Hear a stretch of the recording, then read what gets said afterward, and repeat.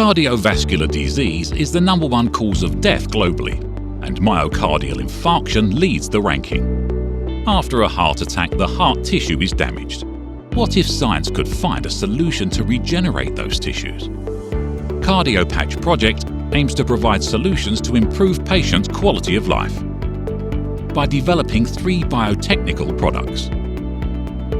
CARDIOPATCH partners will create a stem cell smart patch capable of regenerating damaged tissue after infarction. After that, they will develop a roll-up 3D device that will allow the implant of the patch by less invasive methods than the ones currently available. The third product will be a 3D system to generalize production and streamline transport of the patch. CARDIOPATCH will also create an excellence network to foster R&D and innovation applied to biomedicine and the use of printing technologies in the health sector in southwestern Europe.